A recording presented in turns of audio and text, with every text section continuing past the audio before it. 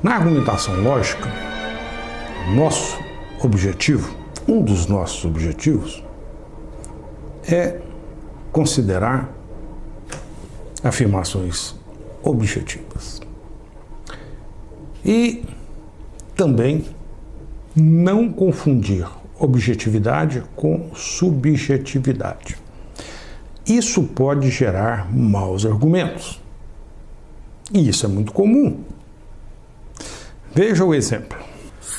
Suponha que João diga o seguinte: a teoria da evolução é uma farsa. E Clara responde: por que você diz isso? Muitos especialistas dizem que é uma das melhores teorias já propostas.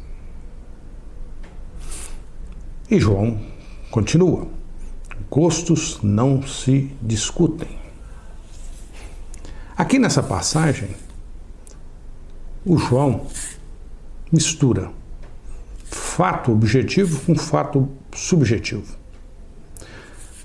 Dizer que a teoria da evolução é uma farsa é uma frase objetiva, porque temos como avaliar tal frase objetivamente. Mas dizer que ele gosta ou não da teoria da evolução é algo subjetivo. O gosto de alguém é algo que compete só a ela, é subjetivo. Então, nessa passagem, há uma mistura de elementos objetivos com elementos subjetivos. Isso certamente gera maus argumentos. Veja mais um exemplo de uma conversa do João com a Clara. O João diz: essa salada é horrível. E a Clara responde: o quê? Essa salada é ótima. E o João continua: você está maluca? A salada tem um gosto estranho. É claro que todas essas posições são subjetivas. Dizer que a salada é horrível ou é ótima são coisas subjetivas. Evidentemente que às vezes não tanto, né? Há uma certa objetividade em relação a certos tipos de salada. Salada de escorpião certamente é uma salada horrível. Há uma certa objetividade nisso. Mas, no geral, dizer que é horrível ou ótimo, são posições subjetivas. E por isso, essa passagem certamente não é um argumento. Estamos tratando de conceitos muito vagos. Outra coisa que gera maus argumentos: as frases ambíguas. É claro. Isso porque muitas vezes o problema não é não haver uma forma clara de compreender uma frase, mas haver mais de uma forma clara de a compreender, sem que tenhamos certeza de qual dos sentidos se tem em mente. Ou seja, temos uma frase e não sabemos ao certo o que ela significa. Apresentamos aqui 3 passagens, todas elas ambíguas. A primeira é a seguinte: dizer que ter uma arma em casa é estar à espera de um acidente é como dizer que as pessoas que fazem seguros de vida estão à espera de morrer. Devemos ter o direito de nos proteger. Onde está a ambiguidade aqui? É pelo seguinte: o conceito de proteção aqui, ele se apresenta sobre várias formas. Ter arma se refere à proteção física e fazer seguro se refere à proteção financeira. E ter direito de nos proteger, olha, afinal, direito de qual proteção? Física ou financeira? Uma outra passagem, uma outra fase ambígua. João viu Maria com binóculos. Afinal, o João estava com um binóculo e ao longe viu Maria, ou o João sem binóculos viu Maria ao longe e a Maria estava naquele momento usando um binóculo. João viu Maria com binóculos. Afinal, João viu ao longe a Maria que estava usando binóculos? Ou João, usando seus binóculos, viu ao longe Maria? A frase é ambígua. Temos aqui 4 frases indexais que são ambíguas.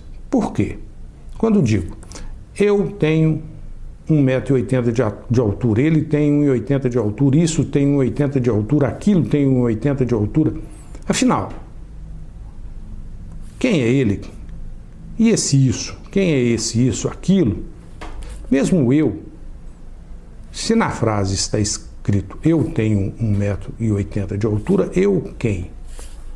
Então a ambiguidade ocorre porque não sabemos a quem se refere.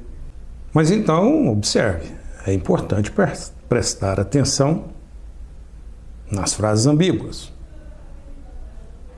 Mas, se isso é importante, vamos falar claramente o que é uma frase ambígua. Frase ambígua.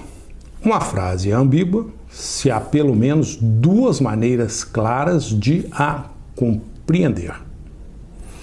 Exemplo.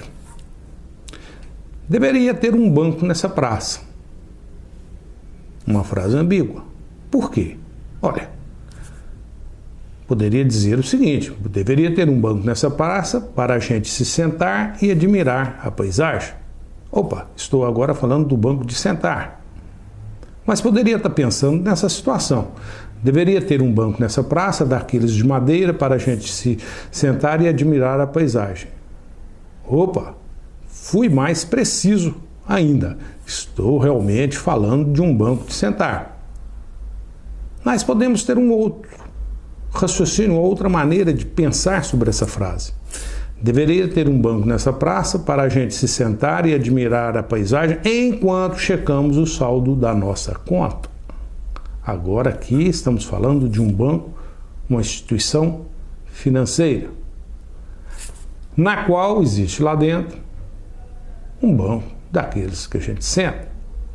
Enfim, temos aqui uma frase ambígua porque eu não sei ao certo o que é, a que se refere essa palavra, banco. É o banco de sentar ou o banco de instituição financeira? Há 2 maneiras claras de compreender essa frase. Por isso ela é uma frase ambígua. Por fim, na tentativa de eliminar essas ambiguidades, essas coisas, muitas vezes usamos aspas ao escrever. Veja como que isso pode nos ajudar. Suponha que a gente escreva o seguinte: Maracanã tem 8 letras. É claro que não é o estádio Maracanã que tem 8 letras. Não tem sentido dizer que o estádio de futebol tem 8 letras. O que estamos dizendo aqui é que a palavra Maracanã tem 8 letras. E para deixar isso claro, a gente coloca a palavra Maracanã entre aspas.